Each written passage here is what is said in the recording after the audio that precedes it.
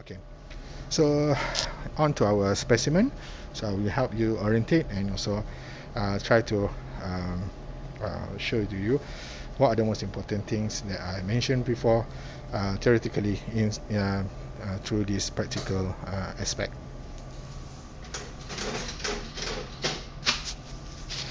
So you can see this is a segment or a section or segment of the bowel. Particularly the sigmoid has been labelled by the clinician previously on the forms. You can see that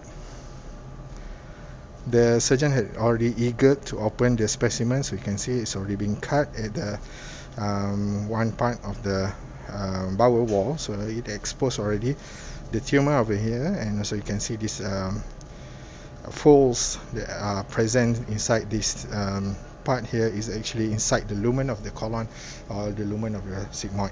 So all of the folds or the rugae here is the mucosa folds that can be seen in the sigmoid colon. So this soft tissue, yellowish tissue here is actually the mesenteric tract, and within it there's a lot of lymph nodes and also blood vessels that can be seen that are important to evaluate the involvement of the tumour to the lymph nodes and also to the vessels within the mesenteric elements. So on to our examination of the internal part of the tumour. You can see there's internal part of the colon.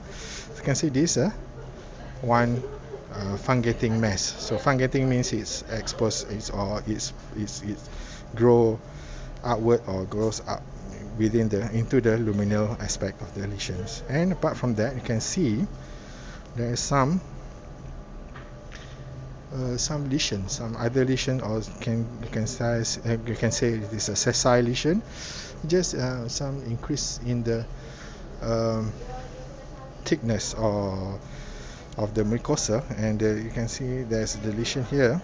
As I point with my thumb, there are two lesions here actually. There's and the lesion is somewhat protruding into the lumen aspect of the colon. So this is another lesion. So in this bowel segments there are two lesions.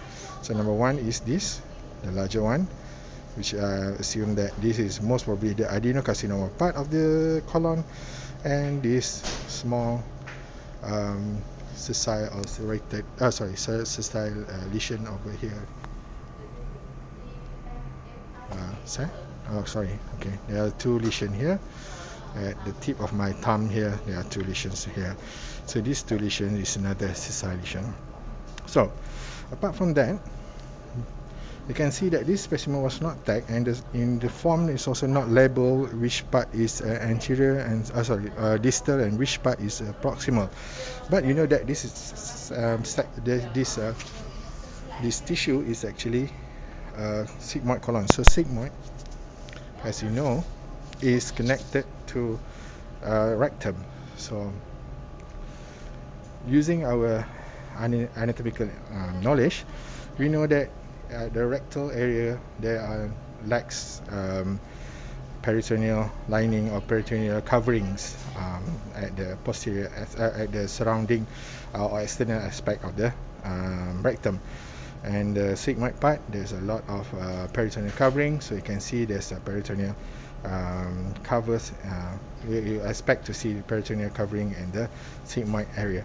So by that, if you can identify the rectal, the part which pointed toward the rectum, so that part is actually the distal part of the specimen, whereas the opposite side is the proximal part of the specimen. Alright, so to identify this structure, you need to see the outer surface or outer part of the colon. So as I mentioned previously, you can see this fold is the internal part or that points toward the lumen. So what you need to see is flip the other way around, so you can see that you can evaluate the peritoneal coverings of the colon. So you can see in this part there's a shiny and a smooth surface.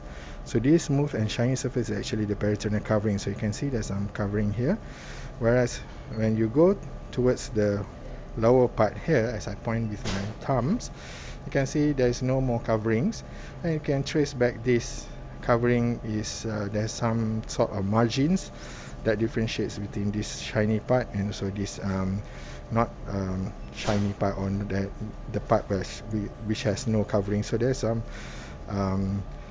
boundaries there. So these boundaries is actually what we call peritoneal reflection. So where in this part is actually where the peritoneal covering reflects onto the pelvic wall of the patient or of the person. So it will reflect into the pelvic wall. So it left with a raw area of fat downward here, which is pointing towards the rectum. So by that we can identify that this part from here, from the reflections until the downward here, is actually the rectal, towards the rectum, whereas the one with this shiny covering is actually towards the sigmoid, or towards the descending colon, which connected to the sigmoid colon.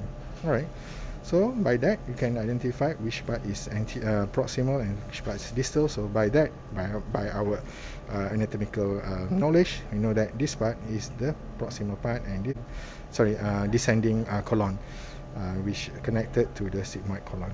Alright, so by that you can identify which part is proximal and which part is distal. So by that you can identify the margins, even though the surgeon does not have time or have forgotten to tag and also to label the margins for these samples. So it is important to identify the margins, because we wanted to know the relationship between the margins and also the tumour, or in this case from the distal part here until the primary tumour here, and also from the distal part here to the sessile lesion over here. And apart from that, you need to understand, see the relationship between the proximal margin over here and until the tumour, and also from the proximal here until the sessile lesion over here. So for the sectioning, what you need to do is you need to make a cut here, slicing serially section of the tumour to see the deepest invasions or deepest penetration of the tumour into the mucosal wall. So that will indicates the staging of the tumour. Apart from that, as a rule of thumbs, you need to take one section per centimeter. You need to take one section per centimeter for each for the tumour part. So for me, if let's say this is around 5 centimeters, what I usually take is 2 sections at the center here, and another 1 section from the tumour to the proximal mucosa, which is an involved mucosa, and also distal part of mucosa, and also attached with the tumour here. So that will leave you with around 5 centimeters. And with these 3 sections at the center here, you need actually to take the deepest margin so that you can identify the staging for the tumour. And apart from taking this primary tumour, you need also to take some section from this sessile lesion, this small lesion over here, so that you can identify either this lesion is actually a tumour or just a sessile-serrated lesion or sessile-serrated polyp that can be seen in this patient. Alright, and lastly, after you have taken all the tissue sampling of the margins and the tumour, primary pathology and the secondary pathology, what you need to do is to search for the lymph nodes. What you have to do is you need to serially section at the mesenteric part here to identify all of the lymph nodes that are present within it. And the most important thing is to identify the topmost or the apical lymph nodes that can be seen or tagged here, if there is any, so that you can see the involvement of the tumour cells there. Alright, by that I think I've said enough regarding the grossing section. So if there is any question, I would be happy if you could ask it in the comment down below. By that, thank you.